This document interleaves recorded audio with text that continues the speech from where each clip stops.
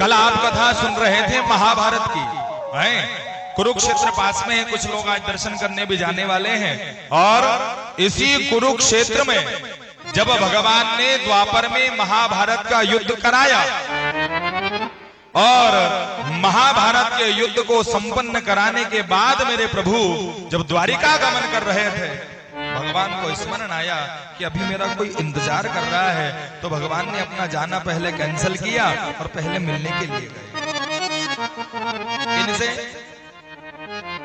पितामह भीष्म इसी कुरुक्षेत्र में जहां आप आज पहुंचेंगे, इसी कुरुक्षेत्र में पितामह भीष्म बाणों की शैया पर लेटे हुए हैं और निरंतर भगवान का स्मरण कर रहे हैं, जिनके अंदर से खून का एक एक कतरा बाहर हो गया। इतने बाण शरीर के ऊपर लगे हुए हैं, लेकिन इच्छा मृत्यु का इनको वरदान है। जब तक नहीं चाहे तब तक इनका शरीर छूट नहीं सकता। इंतजार कर रहे हैं कि एक बार वो कन्हैया मेरे सामने आकर के खड़ा हो जाए, एक बार सरकार के दर्शन मुझे मिल जाए और उनके दर्शन करने के बाद यदि मैं यहां से गया तो सीधे उनके धाम में पहुंच जाऊंगा। ये भगवान का स्वभाव ऐसा है।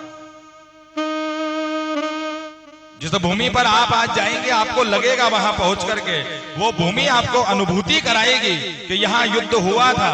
और इस प्रकार की व्यवस्थाएं जो हमने सीरियलों में देखा या कथाओं में सुना है, वो सब आपको आज नजर आने वाला है वहां, और आप खुद भी अनुभव करेंगे।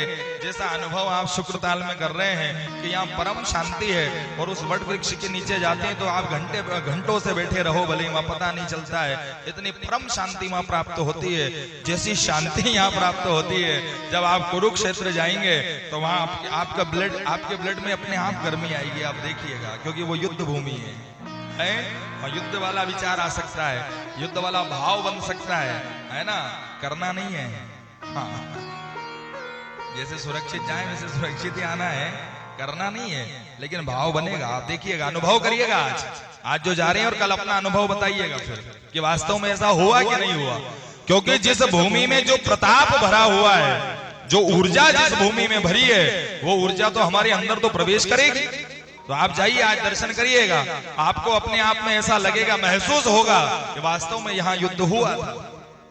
और उसी युद्ध भूमि में एक स्थान है जहां पितामह भीष्म लेटे हुए थे और सरकार का स्मरण कर रहे थे कि प्रभु एक बार मैं आपका दर्शन कर लूं, क्योंकि भगवान के स्वभाव को जानते हैं कि अंतिम समय में कहीं भगवान की याद आ जाए, अंतिम समय में कहीं भगवान की झांकी को निहार लिया जाए, अंतिम समय में एक बार भगवान का स्मरण आ जाए, इतना यदि हो गया तो समझ जाइएगा कि आपका जो जीवन था वो निश्चित रूप से सफल हो गया।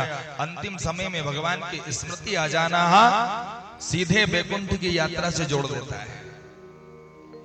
और इसी भूमि में, इसी क्षेत्र में ये घटना हुई है जिससे श्रीमद् भागवत में लिखा है कि सामने भगवान आए और आकर के खड़े हैं, और पितामह भीष्म भगवान का दर्शन करते करते इस शरीर को छोड़ा है। और देखिए क्या कृपा हुई पितामह भीष्म के ऊपर, जो स्वयं भगवान परमात्मा सामने खड़े हैं और दर्शन करते करते अपना शरीर छोड़ना पड़ा। इस तरह की कामना कथाओं में करनी चाहिए।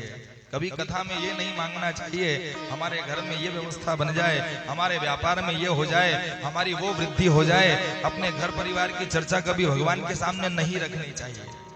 ये तो जो प्रारब्ध में लिख दिया गया है वो निश्चित है। आप भगवान से कहेंगे तो भी होगा और नहीं कहेंगे तो भी होना ही है, उसको कोई रोक नहीं सकता है। जिस प्रकार आज हम शुक्रताल आए हैं तो इतने लोगों का रिजर्वेशन पहले भगवान के यहाँ से सिलेक्शन हुआ है कि ये लोग मेरे यहाँ आएंगे, ये पंडित जी कथा सुनाएंगे, इतने संगीतज्ञ कलाकार आएंगे, इतने ब्राह्मण लोग आएंगे, इतनों का पाठ होगा, इतनों की कथा होगी, इतनों का ये होगा, इतनों का भोजन होगा। ये सब पहले से वहीं से तय है।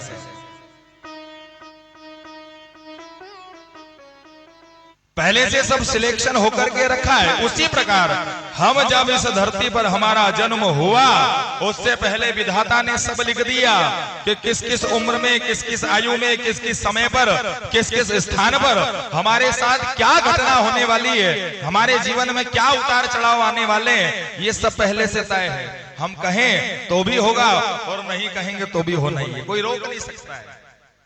हाँ, लेकिन हमारी कामना यदि ये रही कि जिस प्रकार सरकार आपने पितामह भीष्म के ऊपर इस कुरुक्षेत्र में कृपा की, हम जो इतने दूर से हमारा घर परिवार छोड़ करके आए हैं, 8 दिन हम शुक्रताल में रहेंगे, सुखदेव जी की पावन धरा पर हम आए हैं, गंगा मैया यहाँ बह रही है, आप हमारे ऊपर भी ऐसी कृपा करिएगा।